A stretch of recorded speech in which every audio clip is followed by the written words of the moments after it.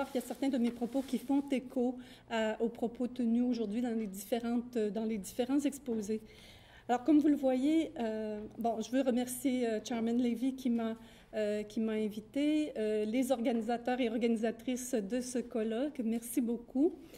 Ça fait toujours plaisir. Je remercie aussi l'Observatoire Origan de m'avoir invité. Et je vous remercie d'être là. C'est ce qu'on appelle de la résilience, je pense, à cette heure-ci et à ce moment-ci de l'année surtout. Alors, comme vous le voyez, le titre de ma conférence est « Violence, femmes autochtones d'Amérique latine et droits humains ». Je dois préciser tout de suite qu'entre le moment où j'ai proposé ce titre-là et maintenant, j'ai réduit mes ambitions. Je voulais parler des femmes autochtones du Mexique, de la Bolivie et de l'Équateur, mais je vais m'en tenir au Mexique parce que là, c'est devenu trop gros à un moment donné.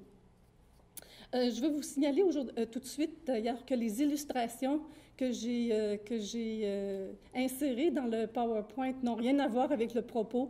Je voulais tout simplement honorer des peintres et des auteurs latino-américains. Et je veux dire aussi que ma bibliographie est composée exclusivement, à une exception près, de sources latino-américaines.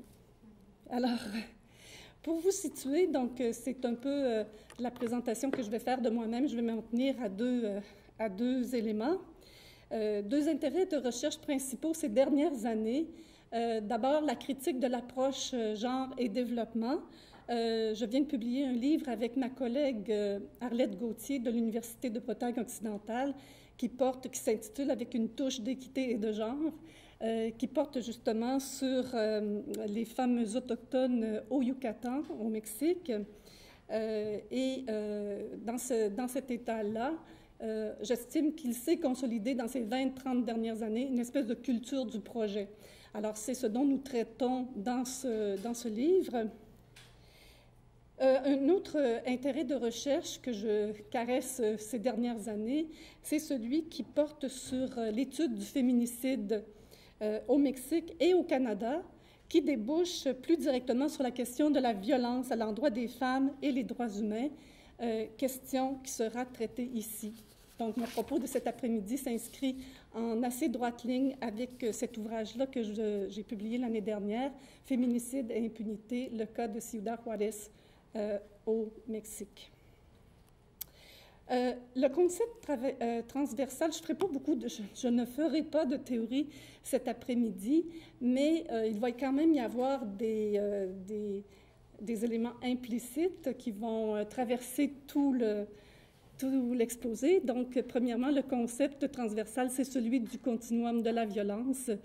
Le continuum de la violence, c'est le lien entre plusieurs types de violence, dont la violence structurelle, celle qui est exercée par l'État en général et l'État colonial en particulier, la violence institutionnelle, particulièrement le système de justice qui tend maintes fois à revictimiser les femmes qui s'adressent aux juges et aux tribunaux, la violence interpersonnelle, bien sûr, et aussi la violence symbolique. C'est la violence qui se produit lorsqu'on observe un manque de sensibilité envers certains aspects de la culture ou de la dignité des personnes. Aussi, la perspective méthodologique qui va traverser mon exposé, c'est celle de l'intersectionnalité. Alors, toutes les femmes sont susceptibles d'être happées dans ce continuum de violence dont je parlais, mais dans les Amériques, les femmes autochtones, tout comme les femmes afrodescendantes, le sont encore davantage car elles se situent à l'intersection de multiples systèmes d'oppression tels que ceux du genre, de la classe et de la race, entre guillemets, race étant entendue comme une construction sociale. Les femmes des Amériques peuvent recourir, en cas de problème, peuvent recourir à une panoplie d'outils internationaux lorsqu'elles ont épuisé tous les recours sur le plan national s'agissant de violence. Alors, je pose à cet effet-là deux questions. C'est les deux questions dont je voudrais traiter aujourd'hui. La première question, c'est à quel point ces outils internationaux sont susceptibles de contribuer au respect des droits fondamentaux des femmes en tant que femmes. Et la deuxième question, c'est à quel point et à quelles conditions Ces outils peuvent contribuer au respect des droits fondamentaux de la collectivité à laquelle ces femmes appartiennent. Donc, la question 1. Alors ici, je vais réviser un petit peu quels sont les outils internationaux dont on bénéficie dans les Amériques. J'espère que ça ne vous paraîtra pas trop élémentaire, mais moi, ça m'a paru un bon moment. J'ai nécessité un bon moment pour comprendre les subtilités de ces outils-là. Et encore, il me reste pas mal de chemin à faire. Mais en tout cas, on voit qu'on peut recourir au système interaméricain des droits de l'homme. Ce système américain repose sur l'Organisation des États américains, qui a été fondée en 1948. Et l'Organisation des États américains, voici l'organigramme des États américains, c'est pour ça que c'est si complexe. Mais dans cet organigramme, il y a 3 entités qui m'intéressent, de gauche à droite, de votre gauche. De gauche à droite, on voit premièrement la Commission interaméricaine des femmes, le CIM, de son sigle en espagnol, Comisión Interamericana de Mujeres. Le deuxième qui va m'intéresser ici, c'est la Commission interaméricaine des droits de l'homme.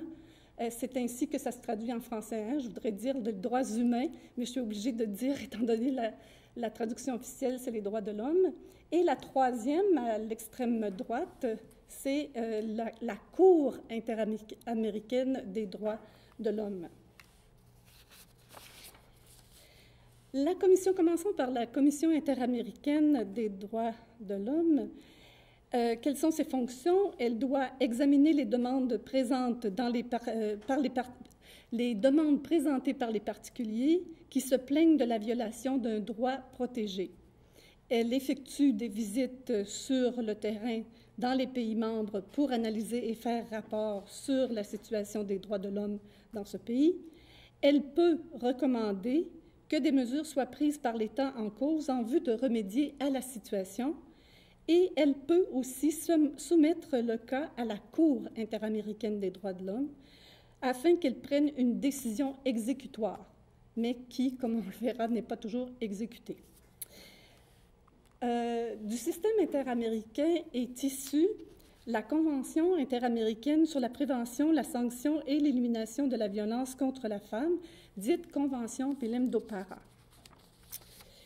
La Convention Belém-do elle a été adoptée en 1994. Elle a été mise en application à partir de 1995. C'est le seul traité international qui porte uniquement sur la violence contre les femmes.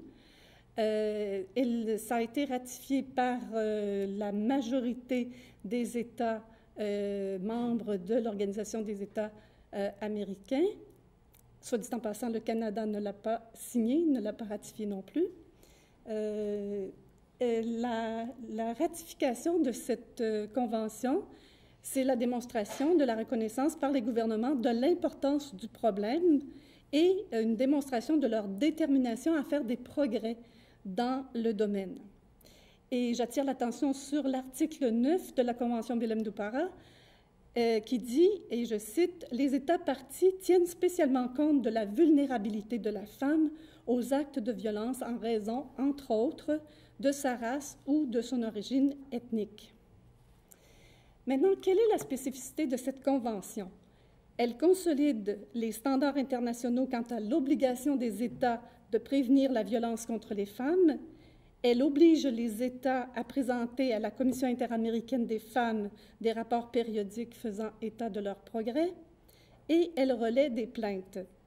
La Convention spécifie que la question peut être sujette à des avis par la Cour interaméricaine et elle met en place un mécanisme de plainte à être mis en action soit par des individus ou des ONG devant la Commission.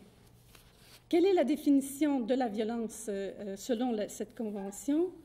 Elle inclut la violence familiale au sens le plus large, c'est-à-dire dans toute relation interpersonnelle que l'agresseur réside ou non avec la victime. Elle inclut également la violence commise dans la communauté ou commise ou tolérée par l'État ou ses agents, où que ce soit.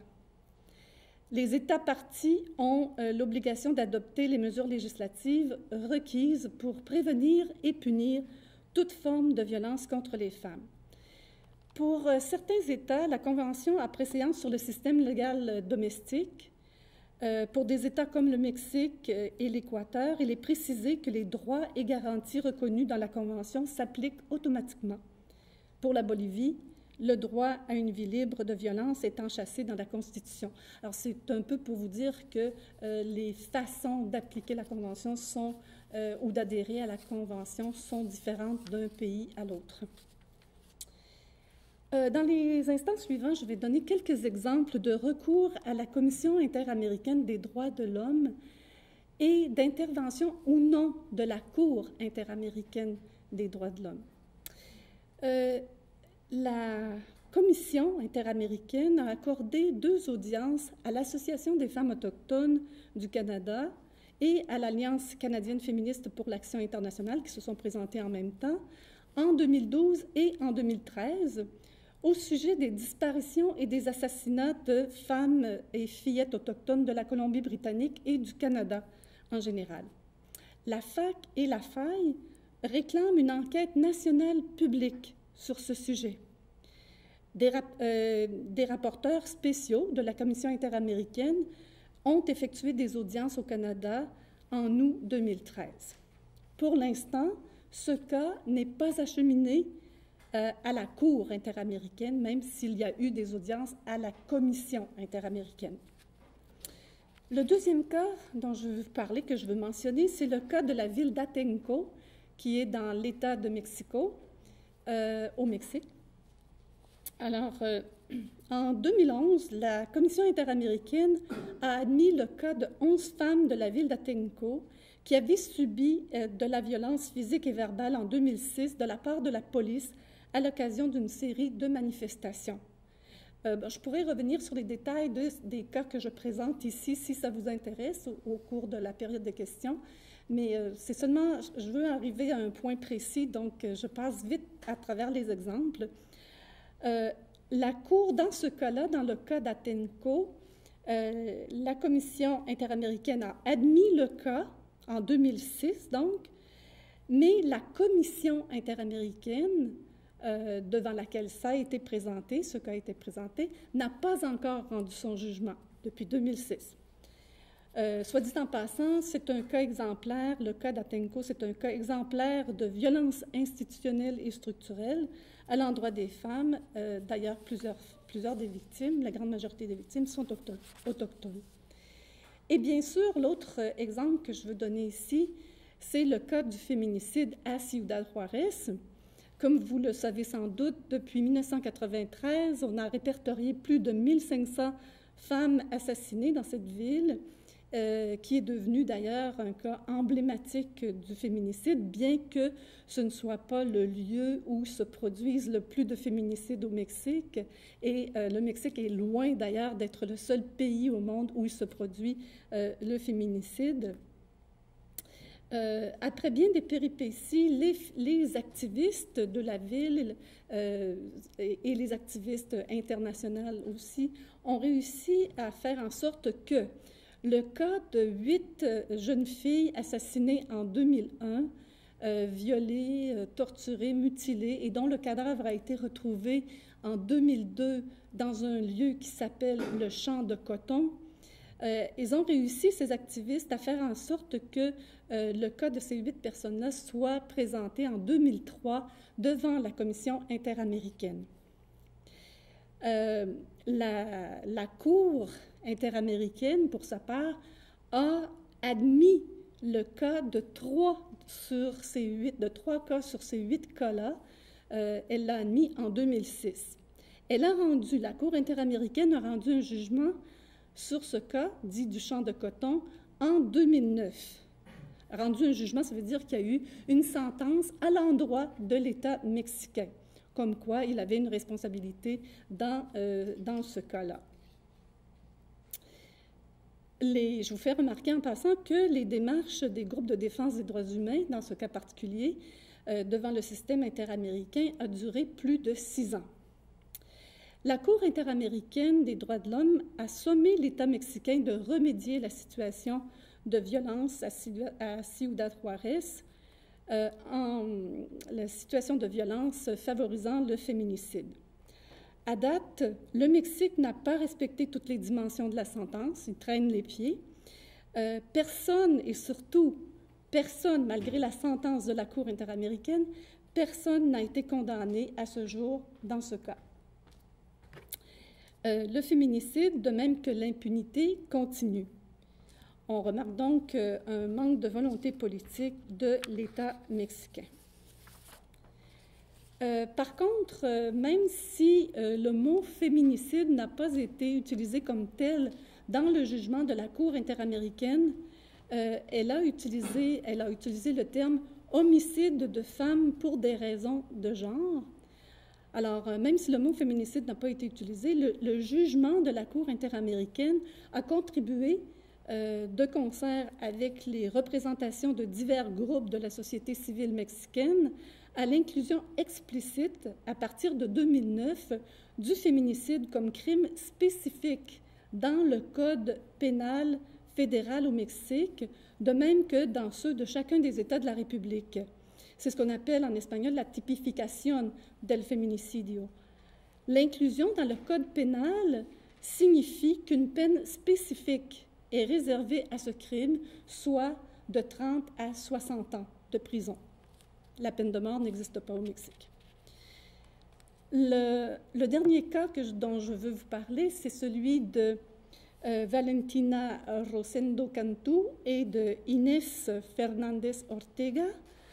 Ce sont deux femmes autochtones de l'État de Guerrero, toujours au Mexique, qui ont été violées par des membres des forces armées en 2002. Elles n'ont pas trouvé justice, elles ont recouru au tribunal local, mais elles n'ont pas trouvé justice devant les autorités métisses locales, ni devant le tribunal militaire. Avec l'appui d'organisations autochtones, elles ont présenté leur cas devant la Commission interaméricaine en 2004. Ça a été jugé admissible en 2006 devant la Cour interaméricaine, qui a rendu son jugement en 2010. Les deux cas, depuis, ont été transférés devant le tribunal civil en 2011, tel que stipule la réforme à l'article 57 du Code militaire de justice. Et l'arrestation des présumés auteurs de ces viols vient de s'effectuer en janvier 2014. Alors, pour répondre à la question 1, enfin, j'admets que c'est une réponse partielle, je laisse la parole à une fonctionnaire du Washington Office for Latin America. Alors, ce qu'elle dit, elle s'appuie particulièrement sur ce dernier cas. Ce cas, tout comme d'autres cas emblématiques, a fait ressortir les manques du gouvernement mexicain quant à ses engagements envers les droits humains. Il a également mis en lumière l'impunité, particulièrement lorsque les crimes sont commis par des membres des forces armées. L'accès à la justice pour Inés et Valentina est un progrès immense, mais elles n'auraient pas dû attendre presque 12 ans, ni avoir à recourir à une cour régionale pour y arriver. Alors, comme je vous disais, c'est une réponse partielle, mais qui, moi, me touche beaucoup. Vous imaginez toutes les démarches qu'il a fallu faire, toute la souffrance, tous les voyages, tous les frais qui ont été encourus, peut-être pas directement par les femmes visées, mais par tous les groupes qui la soutenaient.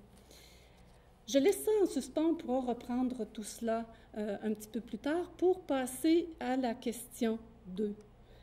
À quel point et à quelles conditions ces outils peuvent contribuer au respect des droits fondamentaux de la collectivité à laquelle les femmes autochtones appartiennent?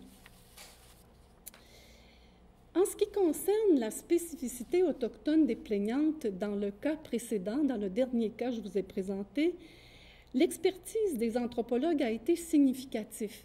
Il y a Rosalba Aida Hernández, que certains ou certaines d'entre vous connaissent, qui est intervenu dans les plaidoyers devant la Cour interaméricaine des droits de l'homme. Et je dois préciser en passant que l'article 2 de la Constitution telle que réformée en 2001, de la Constitution mexicaine, prévoit le droit pour les Autochtones confrontés à la justice d'avoir accès à la traduction et à l'expertise anthropologique. C'est pas au Canada que ça arriverait, mais enfin, c'est pas dans la Constitution, même s'il y a des anthropologues qui sont très actifs au Canada pour la défense des droits humains, particulièrement des Autochtones, mais ce n'est pas constitutionnel, alors qu'au Mexique, c'est dans la Constitution. Alors, de concert avec les plaignantes, le viol a été replacé dans le contexte des agressions de l'armée, non pas simplement contre les femmes, mais contre l'ensemble de la communauté. Ce viol faisait partie d'un ensemble d'actions, je dirais, terroristes de la part de l'armée quant à la communauté dont elle faisait partie. Les conclusions découlant de l'expertise anthropologique et d'ailleurs retenues dans le jugement, dans la sentence rendue par la Cour interaméricaine des droits humains, je les ai transcrits presque intégralement parce que je les trouve très intéressants et j'ai souligné ce que je voudrais faire ressortir ici. Alors, les conclusions, c'était que la cohésion sociale de la communauté a été affectée par ce qui est arrivé aux plaignantes, que ces événements ont suscité des sentiments de peur dans la communauté, affectant principalement les femmes, malgré toutes les tentatives, les rites qui ont été menés pour récupérer les âmes, récupérer l'âme qui avait été blessée ou les âmes des populations qui avaient été blessées. Que le contexte d'impunité qui a prévalu depuis les faits a causé du tort à la communauté et à l'organisation à laquelle appartenaient les plaignantes, tort qui doit être réparé. Enfin, que le manque d'accès à la justice a été le produit d'une triple discrimination ethnique, de genre et de classe à l'endroit des plaignantes et qui doit être réparée en créant de nouveaux espaces de justice avec des fonctionnaires sensibles aux différences culturelles et de genre. Ce que l'on peut remarquer de ces conclusions, c'est dans cette expertise, on retrouve une posture qui évite à la fois les perspectives universalisantes du féminisme libéral, qui se concentrerait seulement sur le droit des individus, et ça évite également les perspectives essentialistes de certains mouvements autochtones qui rejetteraient le recours aux outils internationaux. La posture qu'on voit dans cette expertise, la posture tient jusqu'à un certain point d'une critique implicite aussi de l'essentialisme stratégique. Je reviendrai sur ces notions dans un instant. Elle tient surtout à une conception progressiste de l'interculturalité et de l'interlégalité qui reconnaît la nécessité de dialogue entre deux ensembles, bien que l'un soit dominant et que l'autre soit dominé. Donc, on est sur le terrain de la pluralité. Qu'est-ce que je veux dire par les perspectives universalisantes du féminisme libéral? Bon, certains d'entre vous en ont traité ce matin. Alors, c'est une perspective qui a une posture de généralisation sur la femme. Ce sont des perspectives qui ne tiennent pas compte de la façon dont la classe et l'ethnicité marquent les identités des femmes autochtones. Ça véhicule l'idée d'un front commun contre le patriarcat, comme si le patriarcat n'était qu'un. Ça estime qu'il est impossible de penser les droits des femmes dans le cadre de cultures qui les subordonnent.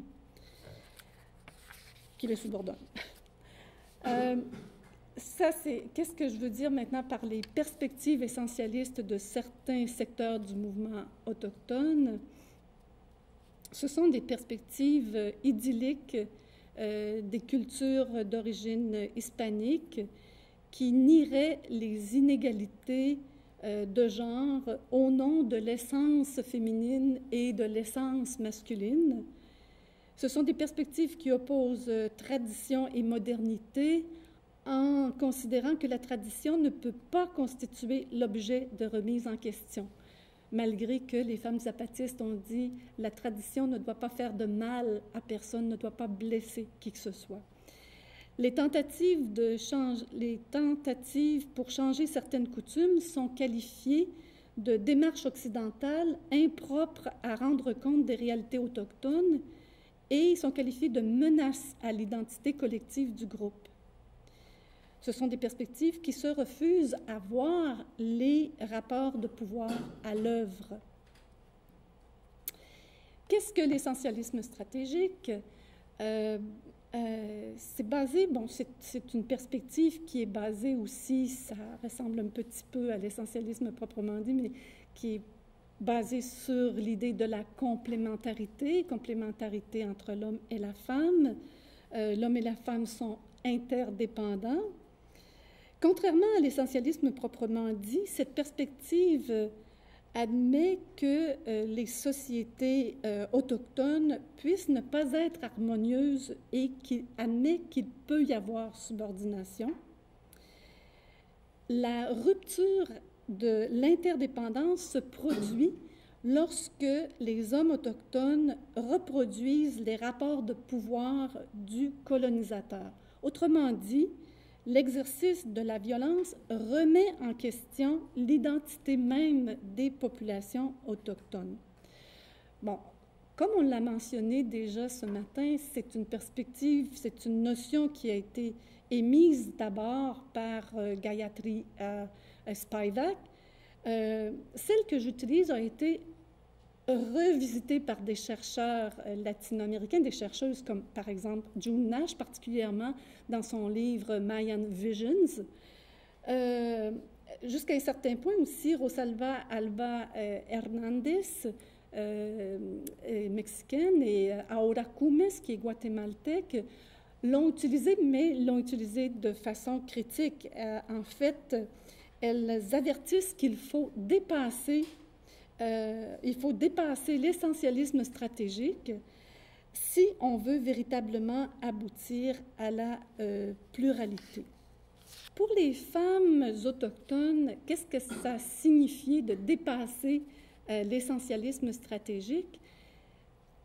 Elles arrivent à dépasser l'essentialisme stratégique dans le domaine de la violence interpersonnelle lorsque elles se tournent vers la justice autochtone, le système de justice autochtone, là où il existe, parce qu'il n'existe pas partout, tout en se prévalant toutefois contre la misogynie des juges coutumiers.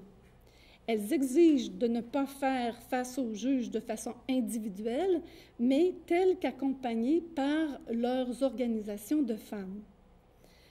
Alors, elles contestent le mouvement féministe libéral, mais elles contestent aussi elles contestent l'État néolibéral punitif, de même que le patriarcat dans leur propre communauté. Par contre, la justice autochtone, d'après ce que j'en comprends, la justice autochtone n'est pas en mesure véritablement de rompre le continuum de la violence dès qu'il s'agit d'autres violences que la violence interpersonnelle ou encore celle commise par des personnes extérieures à la communauté. Donc, elles n'ont pas le choix, si elles veulent véritablement obtenir justice, elles n'ont pas le choix de se tourner vers d'autres choix que celui de se retourner vers les outils de la justice non autochtone et de faire des alliances.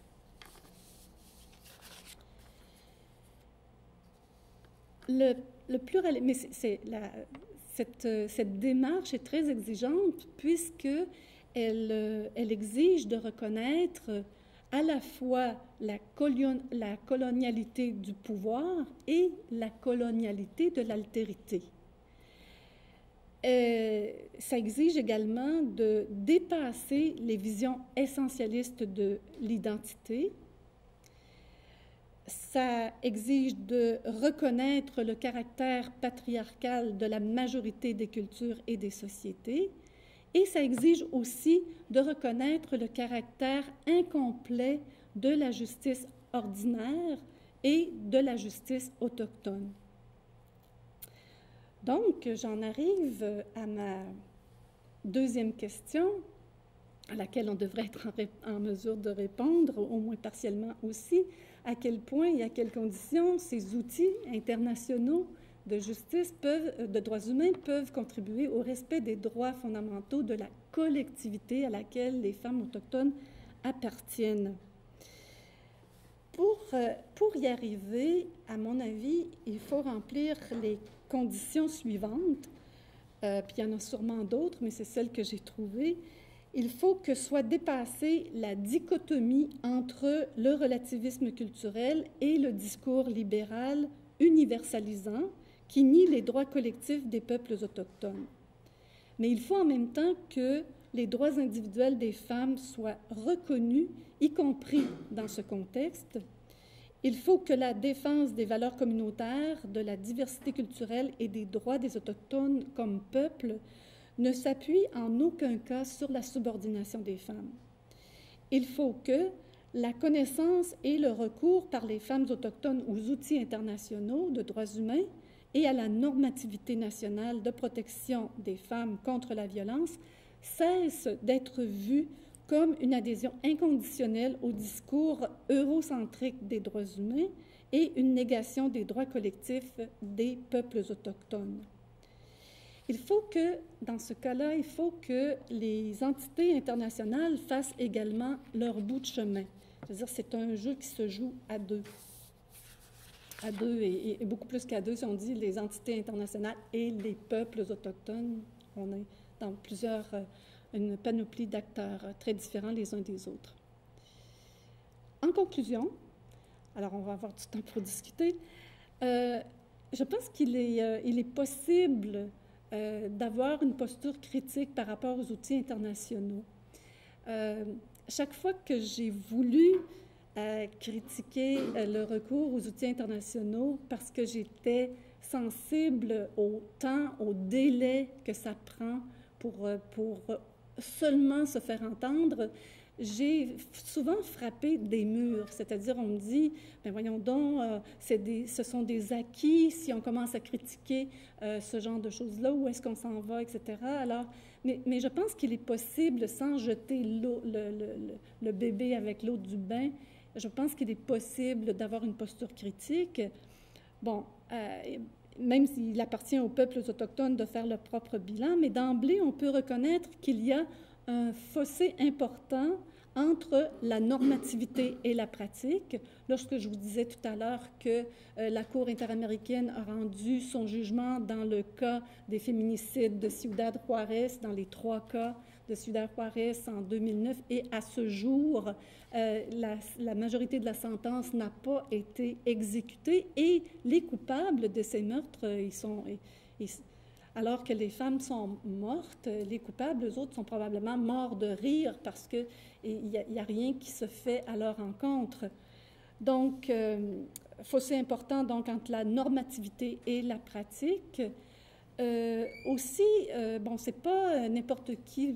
Il y a d'autres groupes qui se permettent de critiquer le système des droits humains internationaux.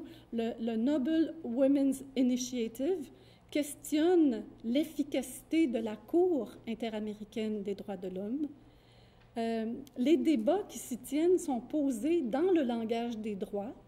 Alors, ce n'est pas un langage qui est facile d'accès, c'est très hermétique, même si on essaye de les rendre plus accessibles. Ils se tiennent selon les débats se tiennent selon les règles des États et des organisations internationales.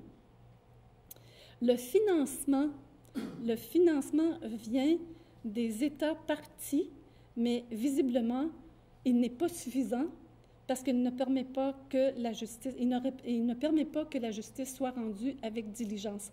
J'ai déjà rencontré un fonctionnaire de la Cour interaméricaine des droits humains Et je lui dis, ah, mais comment ça se fait dans le cas de Ciudad Juárez, vous prenez tant de temps, la sentence n'avait pas été rendue encore, comment ça se fait que ça prend autant de temps que ça?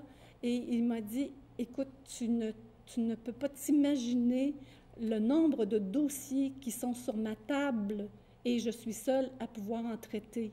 Alors, il y a un manque de personnel. Alors, c'est là où je dis, bon, il y a un manque de financement. Alors, la volonté politique des États n'est pas présente. Elle se traduit par un sous-financement de ces organisations-là. Je me demande, la question que je peux me poser pour finir, c'est est-ce que ces manques-là, est-ce que ça ne fait pas partie du continuum de la violence, une partie intégrante du continuum de la violence, donc une violence institutionnelle? Et finalement, est-ce que ça ne fait pas partie du statu quo colonial? Et je m'arrête ici en espérant recevoir vos commentaires et vos questions.